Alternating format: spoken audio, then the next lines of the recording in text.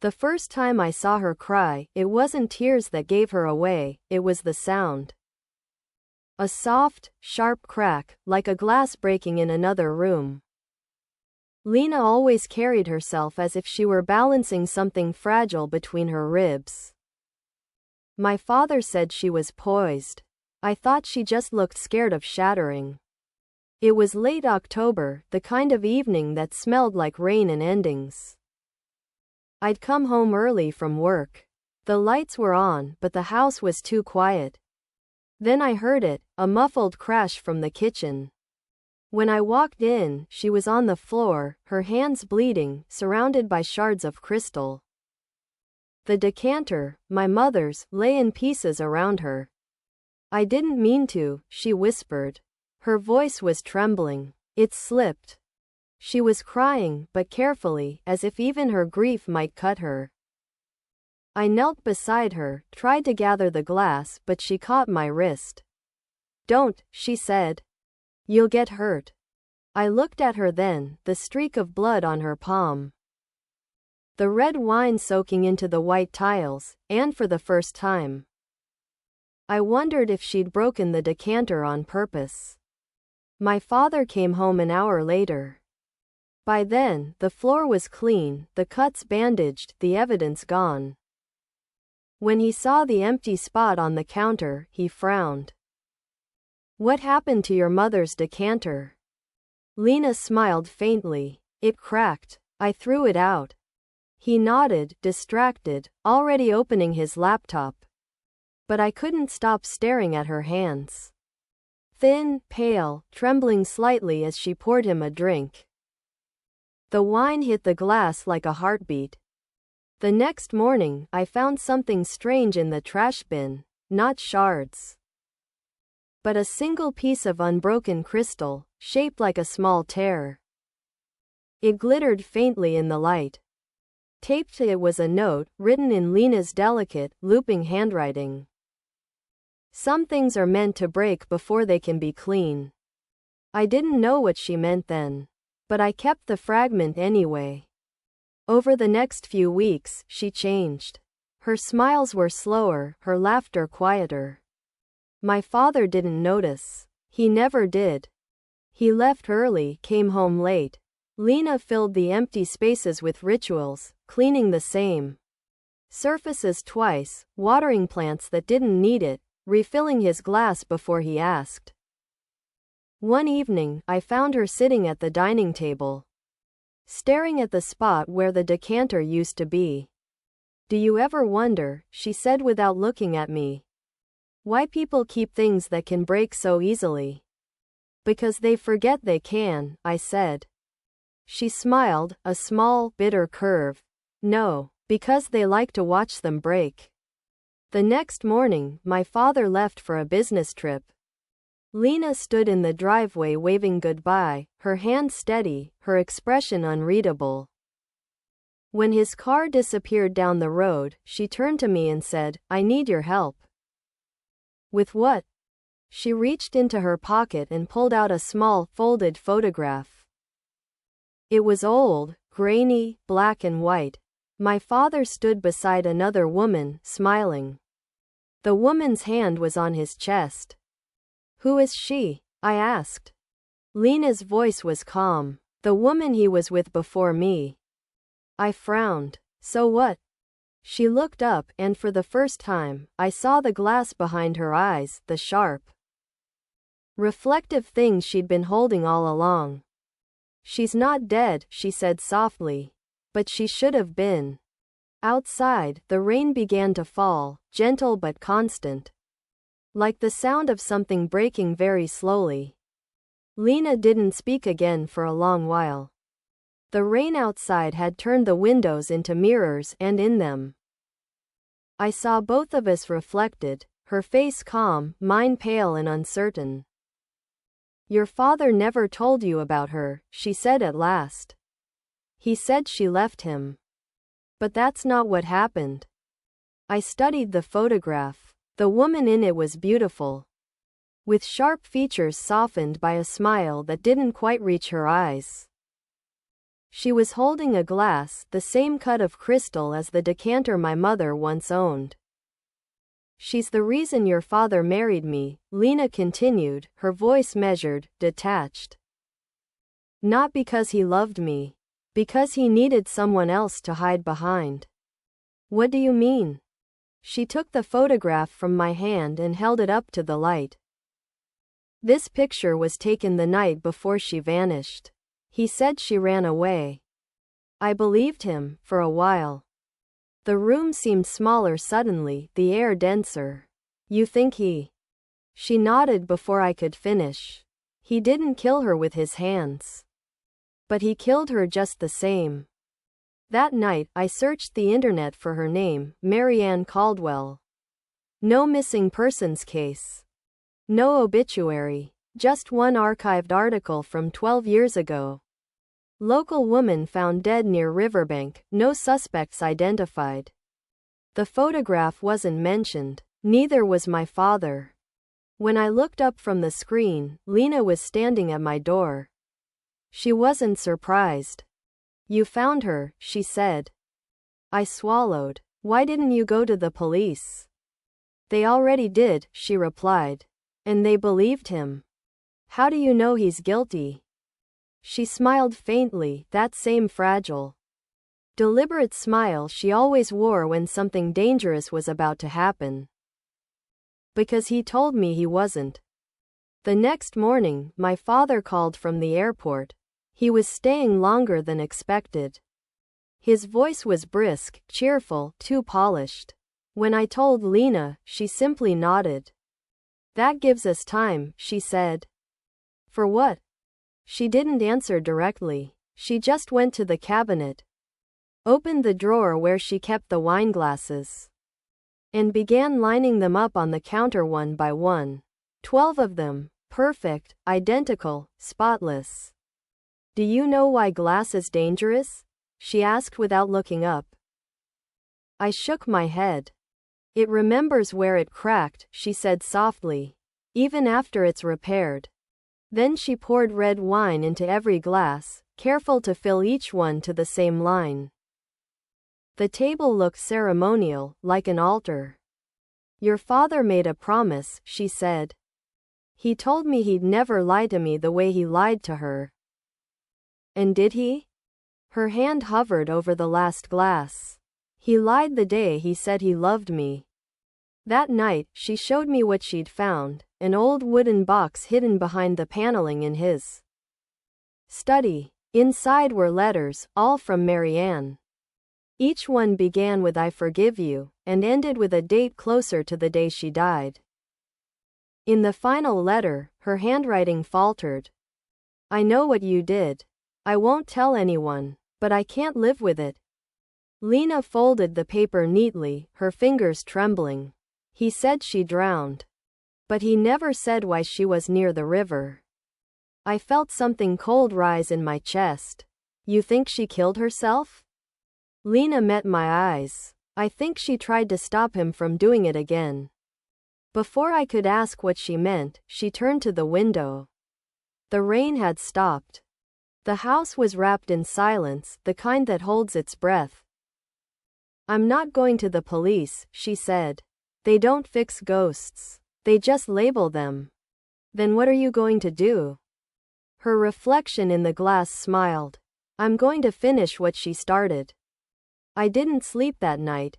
I heard her moving through the house, quietly. Purposefully, drawers opening, the soft clink of glass, the rustle of papers being torn. When dawn came, the dining table was empty again. The wine glasses were gone. So was Lena. In their place, on the counter, she'd left a single folded napkin. Inside it, a piece of the same crystal decanter she'd broken days before, sharp, triangular, stained faintly red. Written along the edge in ink was a single line.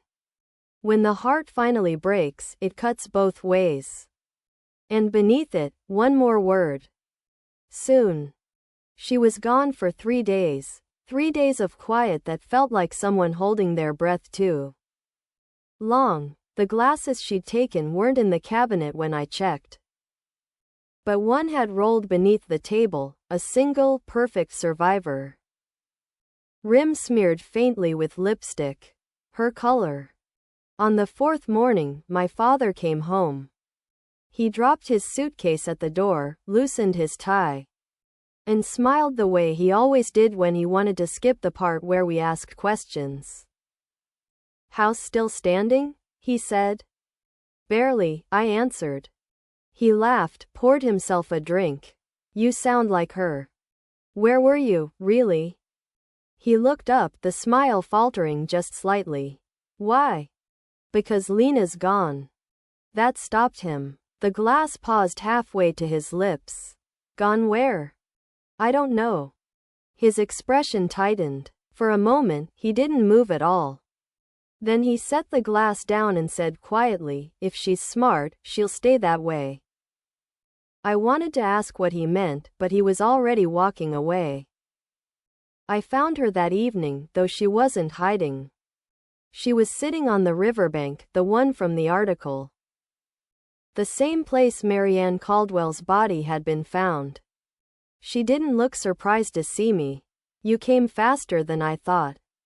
"Why here?" I asked. "Because this is where it began," she said, her gaze fixed on the dark water. "He brought her here that night. Said he wanted to talk." Her hand lifted something from the grass, a small silver flask. She twisted the cap, took a sip, then passed it to me. Inside wasn't liquor. It was wine. "Marianne hated wine," she said. "He told me that once. Said she thought it tasted like regret. Funny thing to remember, isn't it?" "I didn't drink." "You're not going to hurt him," I said. She smiled faintly. "That's not my plan." "Then what is?" "I just want him to remember what it feels like to be fragile." Her hand slipped into her coat pocket and came out with something small that caught the light, a crystal shard, clean and sharp. The way glass remembers where it cracked. The next evening, my father got a letter. I know because he threw it into the sink and lit a match to it. But before the paper curled into ash, I saw the first line. "Do you remember what you told her by the river?" He didn't notice me standing behind him. He just watched the paper burn until it was gone, then poured another drink. His hand shook when he lifted the glass. That night the power went out. A storm rolled through, snapping branches against the roof, rattling the windows. I went to the basement to check the fuse box, and found her. Lena was standing in the dark, holding a lantern. On the floor around her, 12 wine glasses glowed faintly in the flickering light, each filled with something red and thick. "Jesus, Lena, what is this?" She turned slowly. "Memories," she said. "They look prettier in the dark." I stepped closer. "That's not wine, is it?" She didn't answer. Her eyes were wet, fever bright. "Do you know what the hardest part of revenge is?" she whispered. "You have to remember the person you're punishing used to be someone you loved." "Where's Dad?" She nodded toward the stairs. "Upstairs. He doesn't know I'm here." "Then why are you?" "To give him a choice," she said. I watched as she lifted one of the glasses. "This was hers," she said softly. "The night she died, she dropped it." He said it shattered before she hit the water. She ran a finger along the rim. He lied. It didn't break until later. Then she smiled, a small, terrible thing. "I'm going to return it to him." When we came upstairs, the power was still out. My father was in the study, a candle burning on his desk. He looked up when we entered, but didn't seem surprised. "Lena," he said quietly. "You remember this?" she asked, setting the glass on his desk. He stared at it for a long time. "You don't know what you're doing." "Oh, I do," she said. "I'm letting you confess." He stood, voice low. You think guilt is a weapon, but it isn't. It's gravity. It drags you down until you can't see what you were fighting for.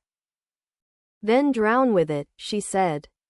He knocked the glass off the desk. It shattered. She didn't flinch. When he turned away, she said softly, "That's one." I didn't see what happened next. The storm cut the lights again, and in the dark, I heard another crash, then another. 12 in total. When the power returned, the room was covered in glass and wine, deep red across the floorboards. She was gone. My father sat at his desk, hands trembling, eyes wide and empty. She remembered everything, he whispered. Even what I forgot. Outside, thunder rolled again, distant this time. And somewhere in the house, I could still hear the faint, deliberate sound of breaking. Morning came, but it brought no light. Clouds pressed low over the house, heavy and gray, turning every room into a reflection of the night before. My father hadn't moved from the study. The wine, or whatever it was, had dried into dark stains across the floor, sticky and uneven. I stood in the doorway. You should clean this up, I said. He didn't look at me.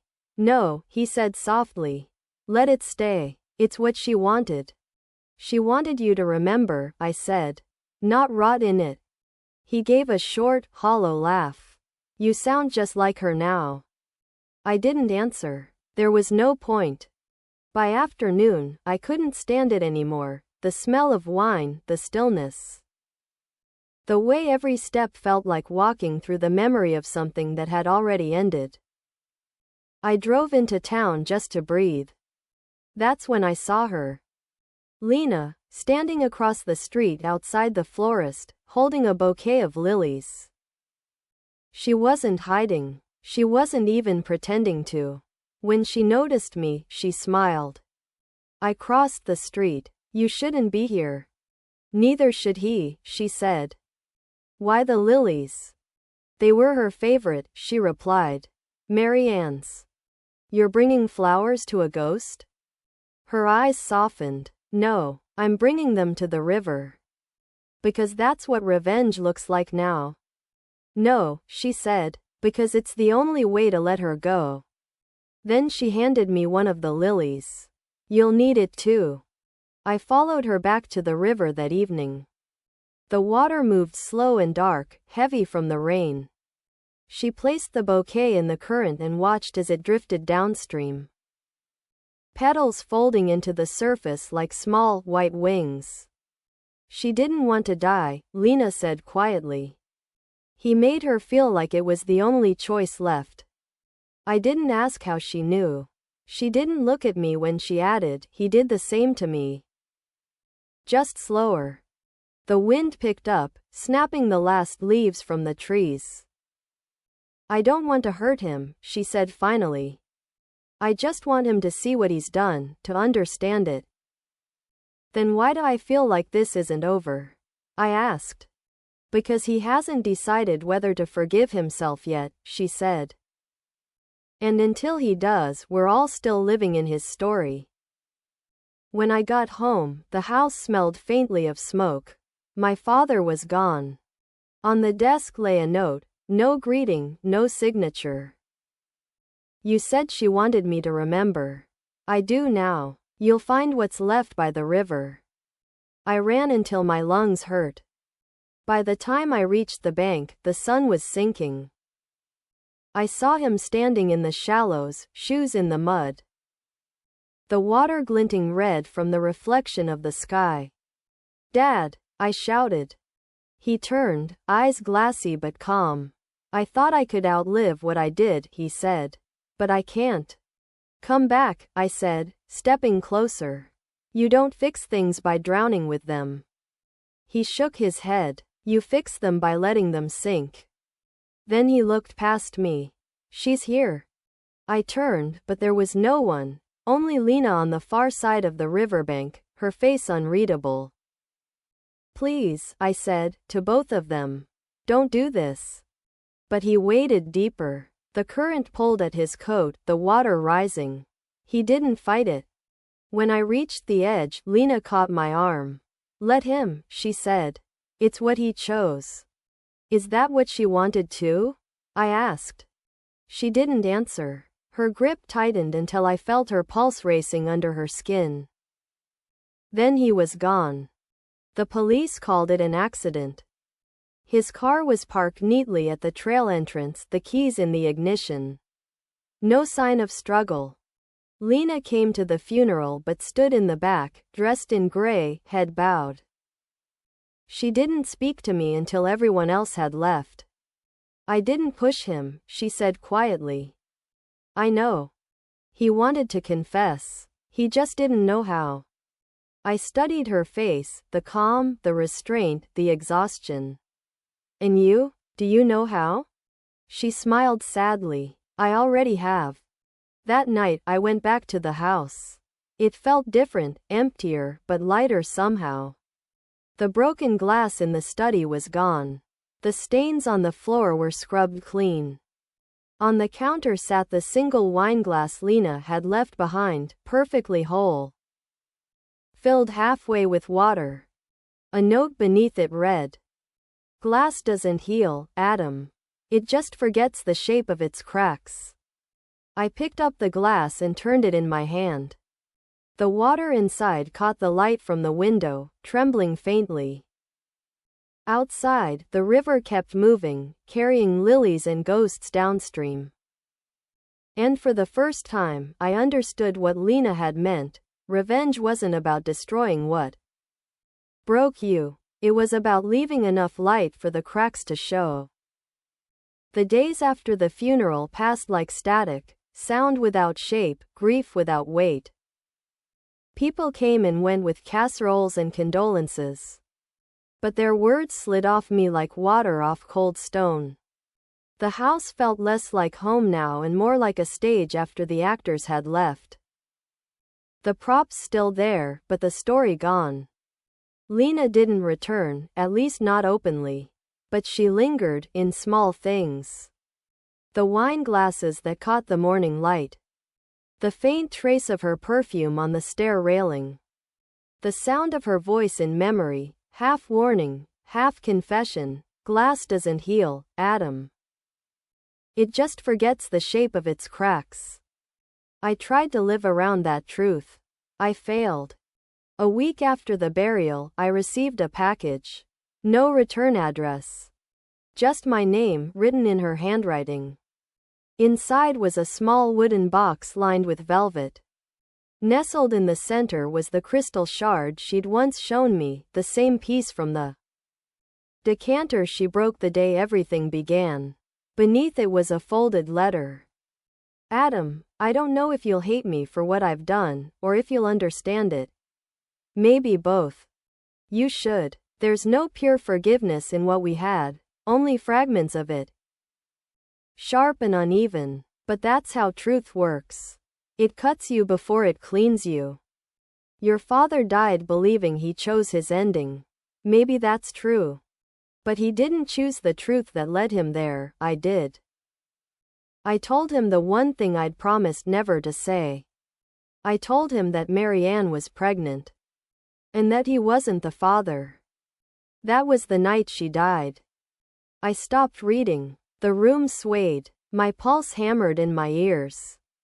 When I finally forced myself to continue, the next line blurred before my eyes. She came to him at the river to end it, not to confess, but to leave him. And he couldn't bear it. He told her if she walked away, he'd ruin her. She ran. The ground was wet. He didn't mean to push her, but he didn't try to save her either. At the bottom of the page, a single closing line. The glass broke before it hit the floor. I sat there for a long time, staring at the shard in the box, clear, beautiful, harmless. I thought of my father's face at the river, his calm, his surrender. He hadn't gone there to die for guilt, he'd gone to die for shame. The truth didn't cleanse him. It hollowed him out. And Lena? She hadn't killed him either. She'd just given him the truth and let it do what it always does. Finish what guilt begins. 3 nights later, she came back. I woke to the sound of rain against the window and footsteps in the hall. When I went downstairs, she was standing by the dining table, staring at the empty place where the decanter had once stood. You shouldn't be here, I said. I never really left, she replied softly. You know that. She turned toward me. Her eyes looked older somehow. The way glass looks after years of light passing through it, polished but worn. Did you love him? I asked. She thought about it. In the beginning. But then I started loving the version of him that existed in guilt. It made me feel needed. And now? Now I think I just wanted to see how far a lie could go before it collapsed. She took something from her coat, a photo, creased and faded. It was the same one from years ago, my father and Marianne by the river, smiling. The decanter glinting in her hand. But this time, I noticed something new, a blurred figure behind them, barely visible. Lena. You were there? I whispered. I was the one who took the picture, she said. I was the reason she ran to him that night. I told her he'd found out. She smiled faintly. I thought I was helping. The room tilted. You're the reason she's dead. I know. Her voice cracked on the word, the first time I'd ever heard it break. That's why I stayed. Why I married him. To make sure he never forgot what he'd done, or what I had. She set the photo on the table and turned toward the door. Where will you go? I asked. She paused. Somewhere quiet. Somewhere glass doesn't echo when it breaks. She left without looking back. I found the glass shard still on the table the next morning. I held it up to the light, watching it scatter color across the walls. For a moment, the room looked almost beautiful again, fractured but alive. Then I set it down beside her note. Maybe that was the revenge all along, not fire, not ruin, but the simple, unbearable act of leaving truth behind and walking away uncut. And when I caught my reflection in the crystal, I didn't see my father anymore. I saw her. It's been a year since Lena left. The house is sold now, empty, echoing. Its walls wiped clean of everything that ever happened here. Still, when I step inside one last time to check the rooms before closing, I swear I can hear her voice in the dust. Not words, exactly. Just the rhythm of someone thinking too loudly. The glass shard sits on the windowsill. Right where I left it. The realtor told me to take it with me, but I couldn't. Some things don't belong to the living anymore. I hold it up to the light. The edges catch the sun. Scatter it across the bare walls like tiny ghosts trying to find their shapes again. There's no blood on it, no memory left that the eye can see. But I feel it, that faint hum beneath the surface, like the echo of everything we never said. I live by the coast now. The ocean doesn't forgive, it just keeps moving. Which feels close enough. I teach part-time at a community college, literature, irony, tragedy.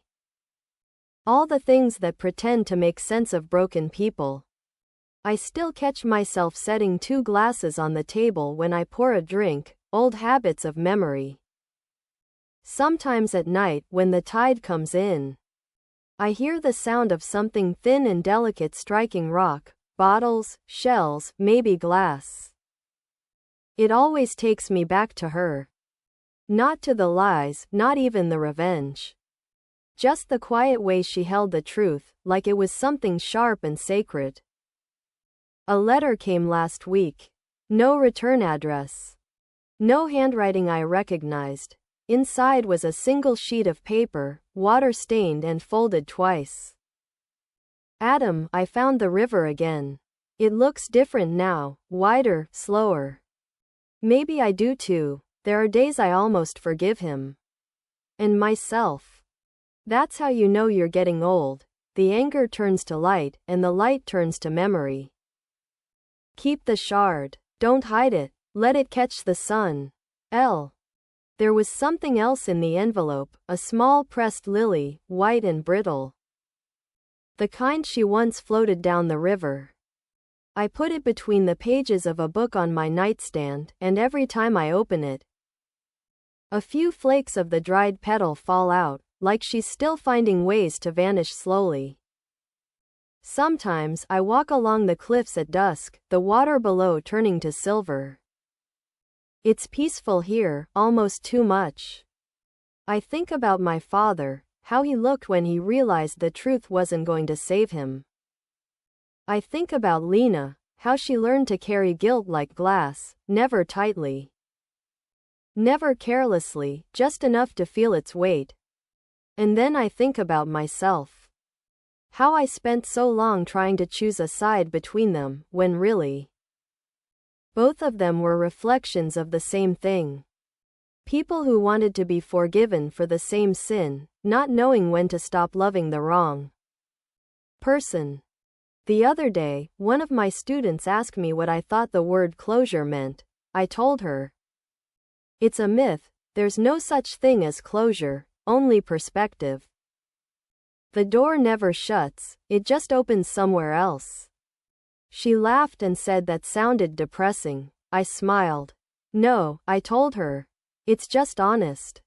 Before leaving the house for good, I placed the glass shard on the windowsill of my new apartment. In the morning light, it threw color across the room, soft blues, faint reds, like breath held in sunlight. For the first time, I didn't think of fire, or blood, or guilt. Just reflection. The kind that doesn't accuse, doesn't haunt, it simply exists. I poured myself a drink, held the glass carefully, and thought of her name, not as an ending, but as a sound that finally stopped echoing. Outside, the waves kept breaking, constant, tireless, clean. And somewhere in that rhythm, I realized Lena had been right all along. Glass never forgets where it cracked, it just learns how to shine through the fracture.